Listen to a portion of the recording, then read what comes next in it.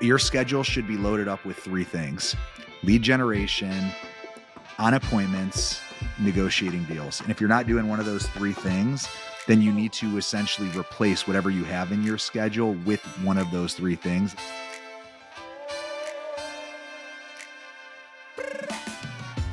So I've had about 133 real estate agent meetings in the last 12 months, and probably 40 of them told me about an interesting system that they had all just started to use and they were seeing results from. The other 100 of them all asked me what the best CRM system was. So I figured this is obviously a hot topic.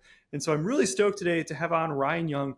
Ryan's been in the real estate world for 15 plus years, but I mean, since he was a baby, his family's been in the industry and he's been absorbing all of the information, the knowledge by osmosis, basically. And now he's here. He's not only a realtor on a team doing they did over 500 homes last year, but he's now the CEO of one of the hottest CRM companies for real estate on the market. So Ryan Young, welcome to the show. Pleasure to be here. And you mentioned, multi-generational realtor. I was always the kid that was last to be picked up, waiting for my mom because she was out showing houses. And, I'm just sitting in at football practice, at class, like they'd be like, "Where's your mom?" I'd be like, "She's probably out showing houses right now." So it was always, growing up in a real estate family had some of it, some pros and some cons. Well, I assume how that conversation went is when they said, "Where's your mom?" and you said she's out showing houses. You then said, "Would you like her card?" Yeah. Yeah. I would hope that's where that went. Yeah. But don't worry, I won't send this to your mom on Mother's Day this year. And I feel like now I need to include a trigger warning out there for all of the working realtor moms listening who've already felt like they were giving their kids second shoe. I think it's okay because life worked out for you in the end, correct? You know what? I wouldn't have it any other way. And I know we'll talk a little bit about it, but my mom's, I can't disclose her age, but I'm 41 and she didn't have me in her 20s. She's still selling homes at like a really high level, and 40 plus homes a year, her insane. and my dad. And it's like, there is no such word as retirement in our family. It's like, you do what you love to do. It's not work.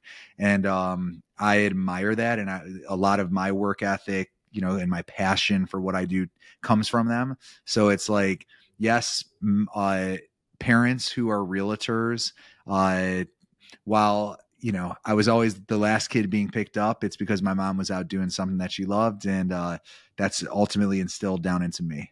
Well, and I can tell just from the 15 minutes we've had so far that you truly love what you do. And kind of you have an interesting role in that you're in executive management and ownership of two separate, $1 million real estate companies. Walk me through how you got into, you got into real estate because of your family, but walk me through the beginning of your career because your family's team was doing great. Yep. Top couple percent of realtors, any agent that's doing more than one house a month is in the top couple percent these days and has been for the past century. Yep. How did you go from being on a team that was doing 30 homes a year, which was great, Yep. to doing 500 a year? I need to hear that story because I think a lot of people listening are at that like 10 to 30 a year level, which I call the dirty middle. It's like they figured out enough to be dangerous, but it's hard to grow beyond that. How did you do it? The funny part about it is that we sell about 500 homes a year, and I consider that the messy middle. So it's just, it's all about how you frame, perspective, like where you're actually, where you want to be. So I guess we'll always be in the messy middle. I don't know if we'll ever be out of it, but, my background actually, so I went to culinary school in upstate New York, and, throughout high school, I wanted to be a chef. And after culinary school, I actually went out to some large cities and I was cooking. And then I went into hospitality management school. And I was living out in Vegas. And at the ripe age of 26, I kind of had like a quarter life crisis. Like, what am I doing with my life? This was 2009. By now, I've been in the restaurant industry for about a decade. And I reached out to my parents who live in Cleveland, Ohio. And I said, Mom, Dad, you're going to think I'm crazy, but I know I spent all this money on culinary school and on hospitality management school. And I've worked the past decade to be this amazing chef and restaurateur. But what do you think about me moving back to Cleveland and joining you guys and start selling real estate with you? Now, this is 2009. At the time, they were like, that would be amazing. Do that. Yeah. It was probably the worst possible time to get your real estate license, but I kind of look at it as the best Well, I started because, in 2010, so I was only yeah. right So it's one behind of you those for the things that second it's worst like, time. let's start with the most amount of resistance when it's the hardest it could possibly be. And then it only gets easier from there, is my logic. And so I joined them back in Cleveland, and I started off the first couple years just doing everything you could to help them take photographs of listings, data input, passing out flyers, making flyers, all the administrative work while I was learning the business. I was working with renters, and I was working just sitting some open houses, doing stuff like that, some of the social media type of stuff, blogging. And then after about a couple years, I was kind of like, all right, I've been with you guys for 2 years now. The market's, it is what it is. I was also working at a restaurant full time while I was doing this. I'm like, I'm ready to quit the restaurant and I'm ready to really do this full time. And I want to go all in with you guys. And so I basically said to them, I'm leaving the restaurant.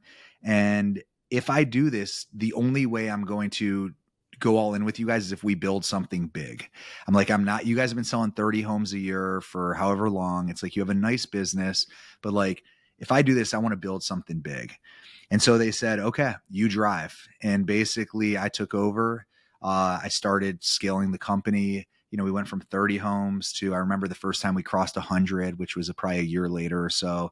Then we started bringing on some team members, and we got up to 200. And then we started actually scaling, like, and having a kind of what I would consider as a scalable approach and process around how we scale our business. And before you know it, we've been selling around 500 homes for the past probably 5 or 6 years now. So We have a what did you great do team. though? Like, what was that? How did you go from 30 to 100, right? Yep. Because I feel like 200 to 500, I've heard that story before. Sure. But like, what processes, systems, marketing, etc., got introduced to go from 30 to 100?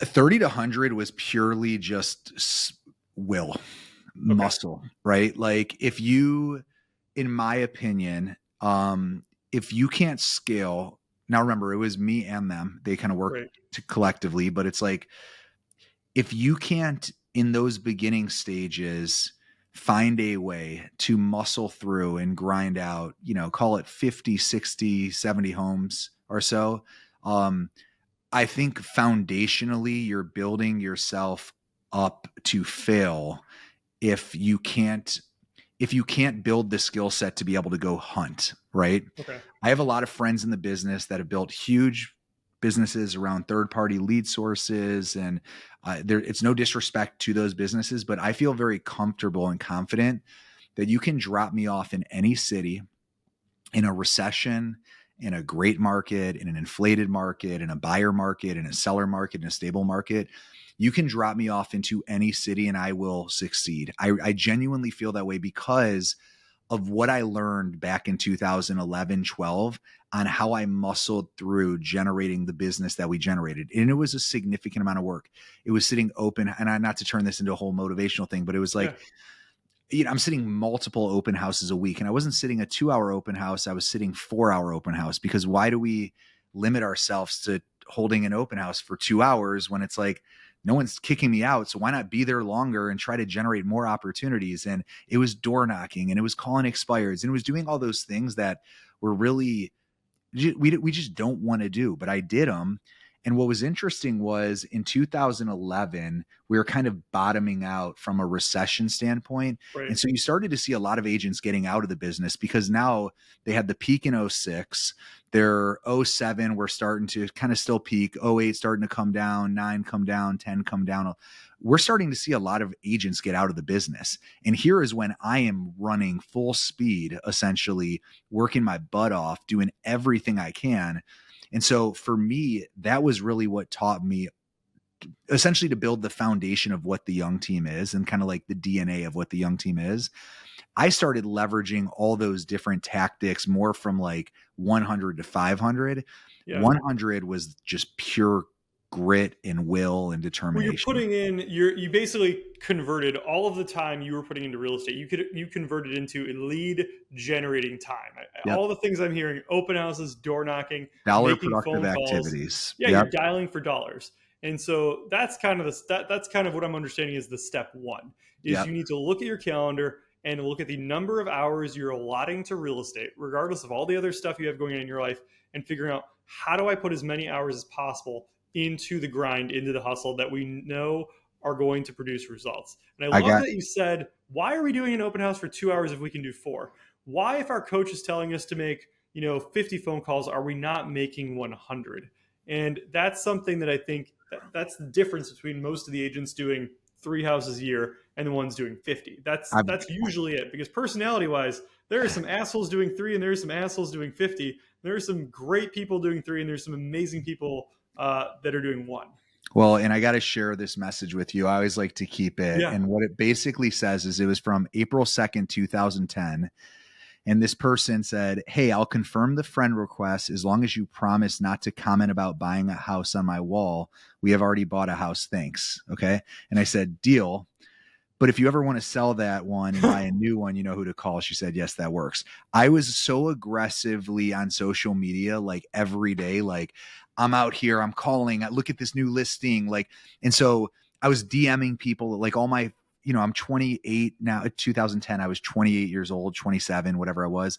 And like, I was DMing everyone like, "Hey, do you know anyone that is looking to buy or sell? I just moved back to Cleveland. I joined my parents' real estate team. Who can I help? You should buy your first house. Are you renting? Don't pay someone else's Yeah. mortgage." And it was like, it was in that, I just love that message because it takes me back 15 years ago of like, wow, I forgot what that was like to literally just be so, every morning I would wake up and say, where am I going to go try to find a deal? And it's like, we call them dollar productive activities.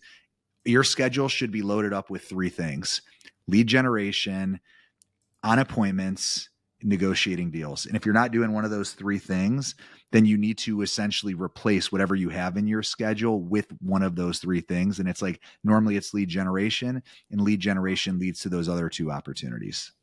I mean, that couldn't be any more spot on. And I like to say that like realtors today and salespeople, I mean, regardless of your industry, have no excuse, because we have all of the possible tools at our fingertips to make as many personal reach outs with with like the answers to the test. Like if I want to if like you are a prospect, like I'm in Cleveland and I know that you have enough money to rent an apartment for X. I know that you can afford to buy a house for Z. And because of that, I can click on your profile, see what you've been up to, see what your family life is like, see like what your hobbies are. Are you into pickleball? Are you into art? Are you a chef? And now all of a sudden I can think, what is my best possible shot of getting you to respond to my message? And we could talk about food, we could talk about whatever, but I'm just trying to get you to respond. Then Yep. I'm trying to get the conversation going, and then I'm trying to go in for the meeting. It's not that hard, but most people are doing nothing but, I would say, junky marketing and auto campaigns on set it and forget it. I think when I got into this industry, the marketing guy that taught me was like, "Yeah, we have set it and forget it for this. We have all of these no effort things." And I'm like, "Come on, like don't we have some better options if we want to get better?" Well, it's funny And because we'll talk about fellow later, yeah, but it's like, the right person receiving the right message at the right time is the key to success in marketing. And that is ultimately what we obsess over. And the other thing I think is really important is, and I didn't realize this early on, I used to send people messages on social media, texting them, etc. And it was always me asking them for something versus me giving them something. right. And I think the more I've learned, the more you lead with value, the more you get back.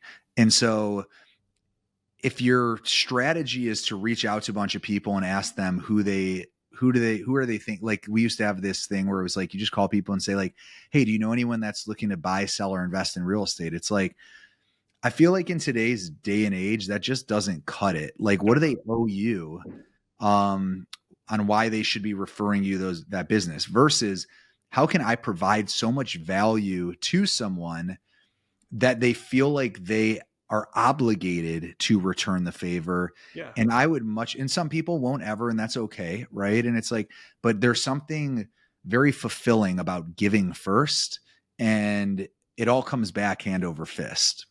What's so interesting, I've told this story before, but I bought my first rental property in 2015 and I was not shopping for rental property. A realtor that I knew as a friend, like we'd go out for drinks, her and her husband, with me and my wife. She calls me out of the blue one day, which I now found out was a prospecting call, Yeah. but I didn't know it at the time, and none of her other clients knew either. She called and said, "Hey, super random, but I just had a buyer back out of one of my listings. It could be a really good investment property. I was thinking about you guys because it's right by your work. It'd be easy for you to manage it. I don't know if you're interested. Let me know. If not, no worries." That was the whole call. And I was like, "How much?" She goes, "It's 100 grand. You could buy it if you put $25,000 down, and we could close in 10 days, and you could probably close faster because you work at a mortgage company." And I'm like, "Okay, I'm in." And it was that easy. And I found out then that that was part of her broader strategy. If she doesn't call people with, "If you ever need a realtor, let me know." She calls with opportunities and opportunities only. She basically, I mean, she made me 100 grand. Like Yeah. every month I get a rent check on that house. It's a great house. And I wasn't shopping. I wasn't a buyer. She Yep. created this out of thin air.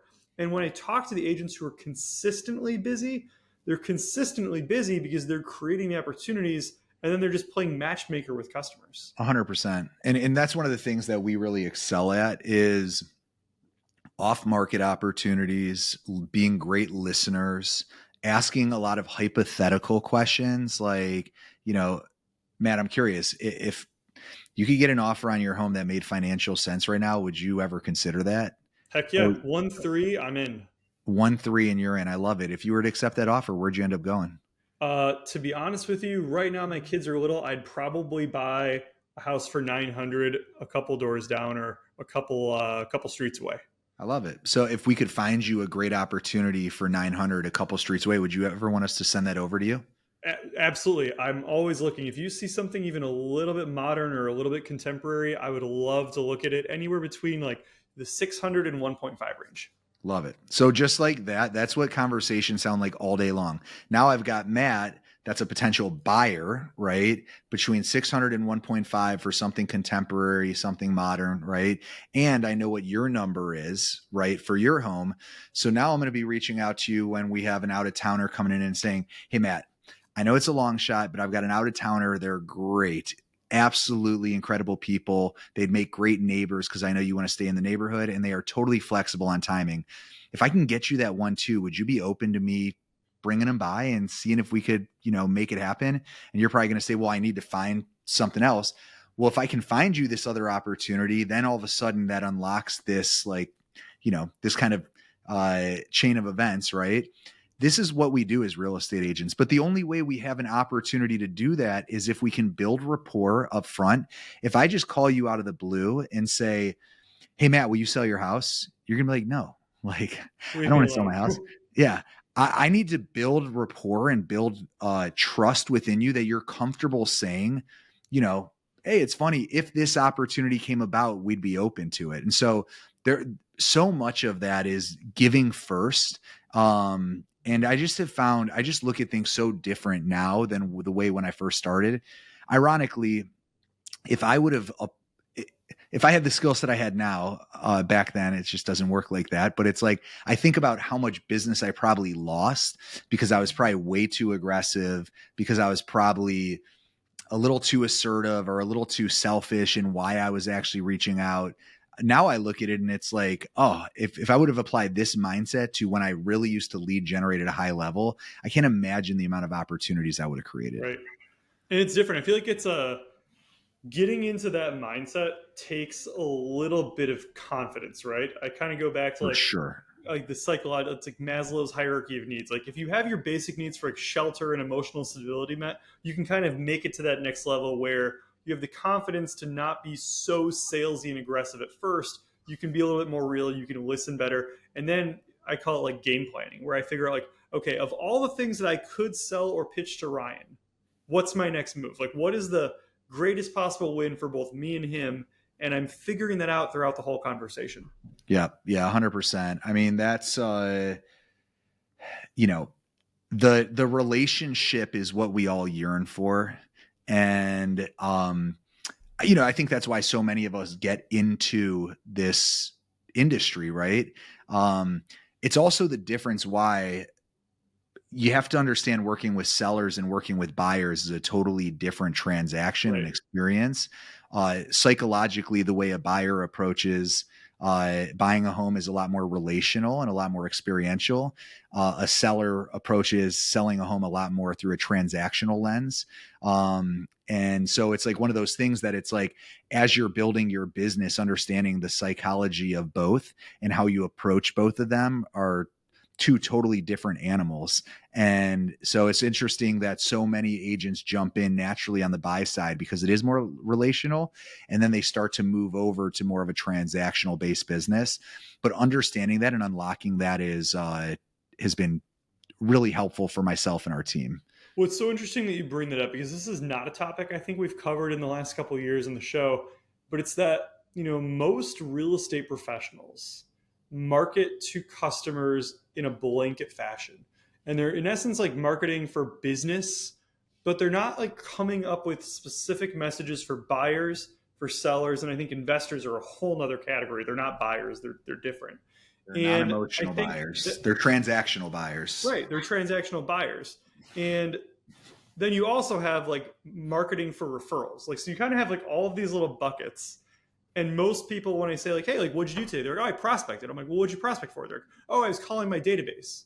I'm like, okay, well, what was the message? And they're like, oh, I was reminding them that if they ever need a realtor, I'm here. It's a good market and rates are down. I'm like, well, maybe you could have had better luck if you came up with a very specific message, offer, or opportunity that goes to one of those groups based on what we know those people care about. Yeah. And I just don't see that very much in our industry. But when Lululemon tries to sell my wife a pair of pants for $140 that she doesn't need, the message is ultra specific. It's to women her age who shop in a certain price range, who live in a certain area, who go on vacation to certain temperatures at certain times of year. I mean, it's crazy what they will do for a $10 margin on yoga pants, but a realtor will not do for a $10,000 commission check. Well, and that's ultimately why we built Fellow. And, what Fellow is basically data driven intelligence for consumer engagement or database engagement. So we're not really a CRM. We actually attach to the CRM. We're a marketing and sales platform that takes your database and it enriches it with all of this data. So basically, you give me your database, and we have real estate agents and loan officers all over the country that give us these databases in the tune of about 50 million contacts. And what's interesting is when we sync those contacts into our platform, less than 20% of them have an address attached. So we're talking essentially databases that are filled with buyer leads that are a name, a phone number, and an email, right? Mm-hmm. And all of a sudden what Fellow does is it identifies where that person lives. Do they own that home? How long they've owned that home? Do they have a mortgage on that property? What is the interest rate of the mortgage on the property? Do they have an extra line of credit or any liens or any other debt on the property? How much appreciation have they seen? All these different data points. Who sold them the property? And so what that allows us to do is it allows us to become really segmented.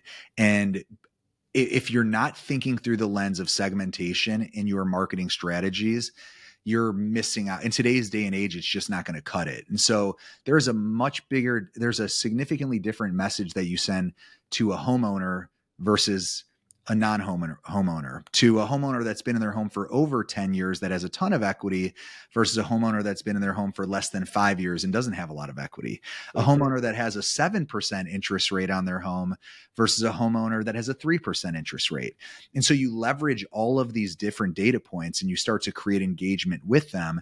And then you start to observe their engagement, right, and their behaviors based on the things that they're actually clicking on, which ultimately influences the frequency and the type of intent of messaging that we send.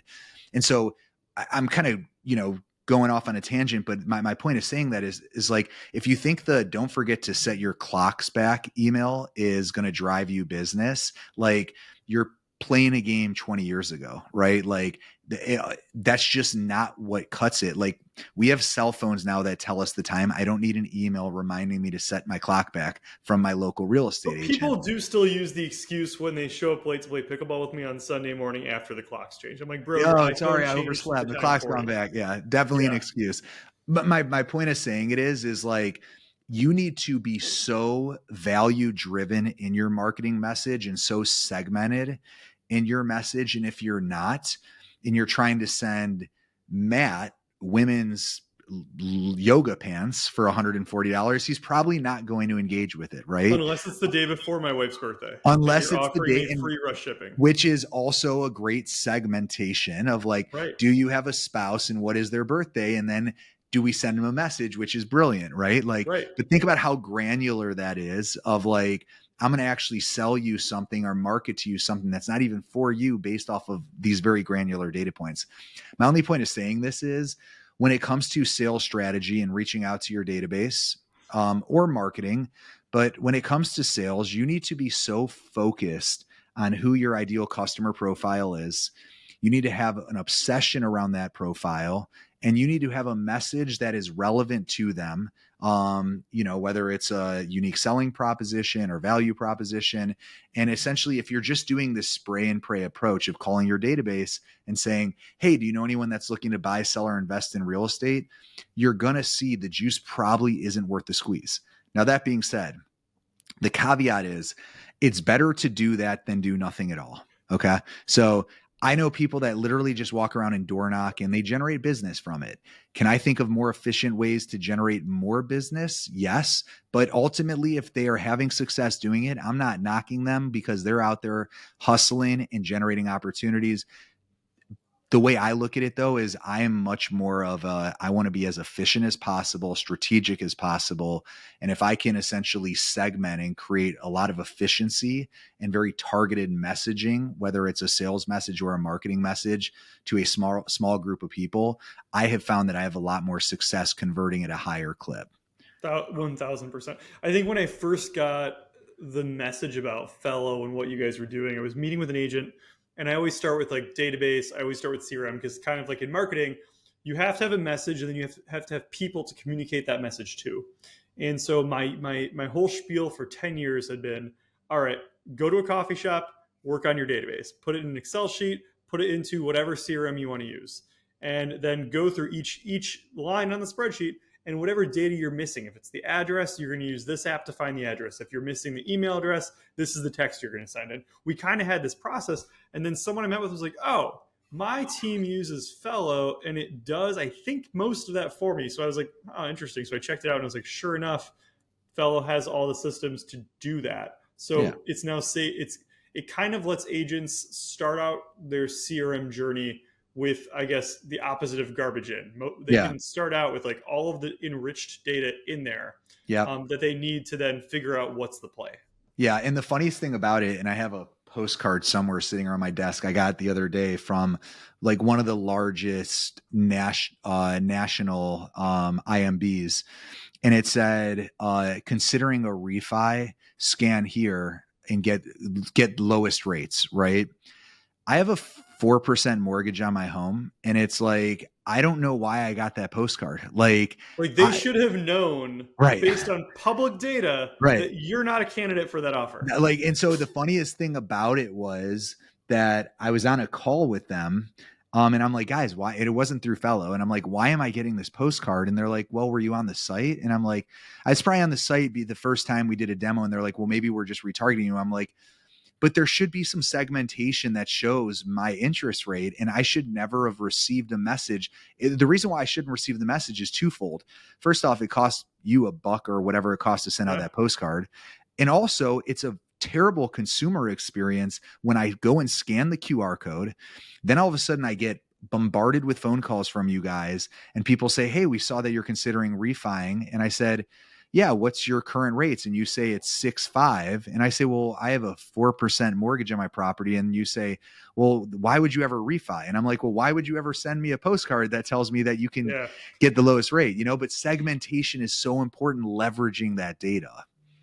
Yeah. And that's really, I think, The struggle for most people is they get a CRM system and they get it because someone else more successful than them told them to, but then they never get it set up in the proper way so that their customers are getting specific information that matters for them. How do you guys do that differently? Like when a realtor decides to sign up, how are you ensuring that they kind of get on the fellow bandwagon rather than just signing up for another CRM that they're not going to use? Yeah. So it's so funny. There's a bunch of text messages going on right now about that. We call it TTV, time to value, right? And there's a famous Facebook metric that went really viral in software, which was 10 and 7, which was basically when Facebook first went rapidly viral, right? There was, can we get you to add 10 friends in 7 days? And if we can get you to add 10 friends in 7 days, you'll never leave Facebook, right? There's something about it with 10 friends that, webs out to another however many. And it's like, they just realized that if we could get you to get 10 friends in 7 days, so what do we need to do to get you to have 10 friends in 7 days? So with Fellow, we keep looking at these time to value metrics and saying, what are the magical moments within the platform that ultimately create this massive stickiness, engagement, value add, et cetera? One of the things for us is the quicker we can get them to sync their database into our platform, the quicker instantaneously their database gets enriched with all this data. And so for us, it's all about how quickly can we get them to sync their CRM, all those contacts over to our platform. And then once they get their contacts synced in our platform, how quickly can we provide them data and insights of what's really in their database that they never knew was there? That's the foundation of kind of like, you would be shocked. In the best way we do this is, the first one is, give us your database, and let's just say you have 1,000 people, and of those 1,000 people, you only have 100 addresses. Well, all of a sudden you bring your database of those 1,000 people into Fellow with the 100 addresses, and all of a sudden we find another 600 addresses. So we have 700 addresses. And then we notify you of those 700 addresses that 37 of them are active on the market with your competition. So little did you know, you have opportunities in your database that you didn't even know own a home, let alone own a home. They're actively on the market with someone else. That's what starts to create the, I can't believe what I have in my database. Now, how do I get in front of them?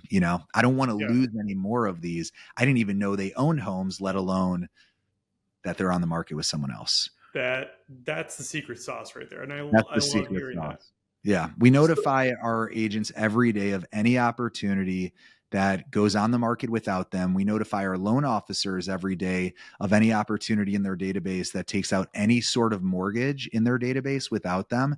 And that essentially continues to remind them that there is so much revenue sitting in our database, or, gross commission, or however you guys classify, however, everyone classifies ultimately their income. Yeah. And it just continues to remind, we will never be able to keep up with the amount of opportunities that we have in our database. And it's like, so when you look at all these additional spends that we're investing money in, it's like, first dominate your database and extract the most amount of revenue out of your database before you start spending more money on others. And like I said, in 2010, 11, when I was just hustling and I said it was pure will, that was the mindset. Is like, why should I go buy leads before I've proven and exhausted all my efforts to actually generate business? Then I got to a point where I was generating so much business, but I started bringing on other team members that I needed actually additional lead generation and additional sources. And so it's like, that's when we started to actually introduce additional lead sources and making investments into marketing and stuff like that. That's Ryan. This is unbelievable.